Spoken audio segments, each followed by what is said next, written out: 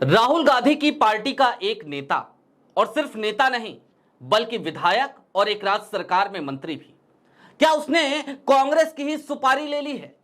आज की तारीख में मेरे तेवर जरा तल्ख रहेंगे, और तल्खी की वजह है क्योंकि बच्चों के भविष्य के साथ खिलवाड़ किया गया। आलम यह कि इतना सब कुछ हो जाने के बाद भी वो मंत्री महोदय ना जाने किस हनक और किस सनक में जी रहे हैं कि जब परिजन उनसे सवाल करते हैं तो मंत्री जी सीधे तौर पर परिजनों को फटकारते हैं, लताड़ते हैं और कहते क्या है, तुम हमसे सवाल करोगे तो मंत्री जी किससे सवाल किया जाए?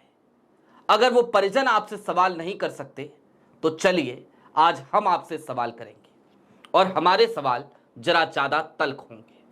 और मैं चाहता हूं कांग्रेस के तमाम समर्थकों से भी कि वो भी आज जरा अपनी ही पार्टी के मंत्री महोदय से भली भांति तौर पर परिचित हो जाएं, ताकि आपको समझ में आ सके कि सत्ता की ये सनक और सत्ता की ये हनक जिन लोगों के अंदर है वो राहुल गांधी के सेनापति या सैनिक तो कतई और कतई तौर पर नहीं हो सकते। नमस्कार, मैं स्वप्निल और आप मुद्दा देख रहे हैं। दोस्तों, आगे बढ़े उससे पहले एक छोटी सी अपील है। मुद्दा इन दिनों एक गंभीर आर्थिक संकट से जूझ रहा है। एक तरफ हमारे मेन बैंक अकाउंट फ्रीज चल रहे हैं, तो दूसरी तरफ हमारे मेन चैनल को, पुराने चैनल को, 2.5 साल पुराने चैनल को हमसे लंबे समय तक छीन कर रखा गया था। लिहाजा डे टू डे ऑपरेशंस में मुद्दा को काफी मुश्किलों का सामना करना पड़ता है। ऐसे में आपसे गुजारिश है, यदि आप चाहें, यदि आप सक्षम हो तो छोटी छोटी मदद मुद्दा की जरूर कीजिएगा। इसके लिए आप स्क्रीन पर दिख रहे क्यूआर कोड या फिर के नीचे दिख रहे यूपीआई नंबर का इस्तेमाल कर सकते हैं। आज जिस खबर पे मैं बात करने जा रहा हूं, यह खबर यूं तो 25 अक्टूबर 2025 को आई थी।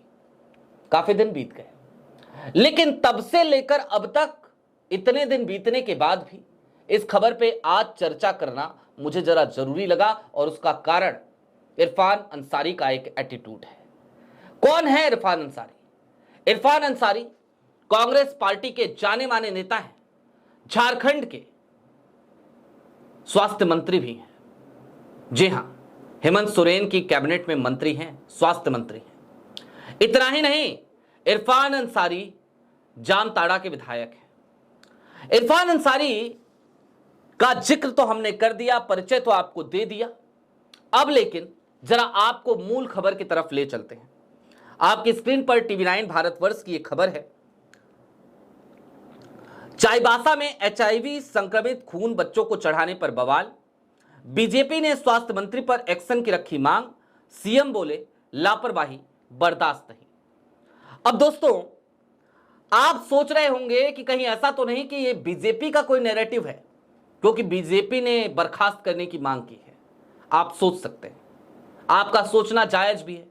वैसे भी आज की तारीख में गोदी मीडिया जिस तरीके से मैनेज होती है, हो सकता है आप सोच रहे हो कहीं हम भी तो मैनेज नहीं हो गए जो इस्तीफा मांगने लगे इरफान अंसारी का। लेकिन नहीं, बात आज भाजपा की या कांग्रेस की नहीं है, बात सत्ता बनाम जनपद की है, राजपथ बनाम जनपद की है। मैं हमेशा एक बात कहता हूं कि बीइंग अ जर्नलिस्ट मेरी जिम्मेदारी क्या है, तो जिम्मेदारी है अथॉरिटी से सवाल करने की। और आज की तारीख में यदि झारखंड में अथॉरिटी विपक्ष है, यानी कि कांग्रेस है, जेएमएम है, तो सवाल हम उससे ही करेंगे। और आज सवाल इरफान अंसारी से क्यों? दरअसल ये चाईबासा का मामला है। एक टाउन है, एक कस्बा है चाईबासा झारखंड का। वहां पे बच्चों को जो थैलेसीमिया से पीड़ित थे, उन बच्चों को एचआईवी संक्रमित खून चढ़ा दिया गया। 5 बच्चों की संख्या ऐसी बताई गई।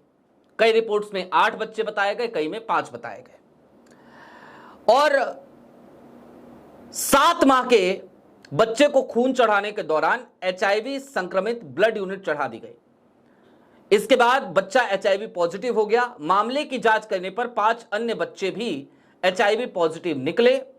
सूत्रों के अनुसार सभी प्रभावित बच्चे थैलेसीमिया के मरीज थे और नियमित रूप से सदर अस्पताल के ब्लड बैंक से खून लेते थे। आप जरा सोचिए कि ये किस तरीके के हालात हैं।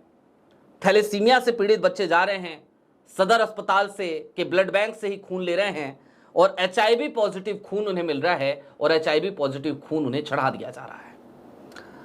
हेमंत सोरेन झारखंड के मुख्यमंत्री, उन्होंने ट्वीट भी किया कि चाईबासा में थैलेसीमिया पीड़ित बच्चों को एचआईवी संक्रमित खून चढ़ाने की सूचना पर पश्चिमी सिंहभूम सिविल सर्जन समेत अन्य संबंधित पदाधिकारियों को निलंबित करने का निर्देश दिया है। पीड़ित बच्चों के परिवारों को 2-2 लाख रुपए की सहायता राशि राज्य सरकार द्वारा प्रदान की जाएगी तथा संक्रमित बच्चों का पूरा इलाज भी राज्य सरकार द्वारा कराया जाएगा। लेकिन मुख्यमंत्री जी, सवाल आपसे भी एक जरूर है। आप अधिकारियों के ऊपर गाज गिरा रहे हैं। माना कि आपकी सरकार में गठबंधन की सरकार है, लेकिन इरफान अंसारी से ज्यादा काबिल क्या आपकी पार्टी में या आपके सहयोगी दलों की पार्टी में कोई विधायक नहीं है? सबसे पहले इरफान अंसारी का इस्तीफा क्यों नहीं लिया जाता? और क्यों कह रहा हूं ये? जिस वक्त पे इरफान अंसारी को बतौर स्वास्थ्य मंत्री संवेदनशील हो जाना चाहिए था, जिस वक्त पर इरफान अंसारी को अपने दोनों हाथ जोड़कर उन परिजनों से माफी मांगनी चाहिए थी, उस वक्त पर जब इरफान अंसारी अस्पताल पहुंचे, वो वीडियो चूंकि कॉपीराइट इशूज हो सकते हैं तो हम आपको नहीं दिखा रहे, आप ट्विटर पे भी नॉर्मली खोजेंगे तो आपको वीडियो मिल जाएगा मंत्री जी का। परिजन पहुंचते हैं उनके आसपास और एम्बुलेंस की बात करते हैं, और इरफान अंसारी क्या कहते हैं? तुम हमसे सवाल करोगे? किससे सवाल करें भाई? स्वास्थ्य मंत्री की कुर्सी पर आप बैठे हैं ना, तो किससे सवाल करें? वो शेर है ना कि कुर्सी है तुम्हारा जनाजा तो नहीं है, कुछ कर नहीं सकते तो उतर क्यों नहीं जाते। मैंने अपने कुछ सोर्सों से झारखंड में भी बात करी, खास तौर पर मंत्री महोदय के गृह क्षेत्र में। पता है ताज्जुब की बात क्या है? सबसे ज्यादा हैरान करने वाली बात क्या है? ये हैरत अंगेज हकीकत है वहां की कि जिस जगह से मंत्री जी आते हैं, जहां से विधायक हैं, वहां पर भी बिना लाइसेंस के ब्लड बैंक्स चल रहे हैं।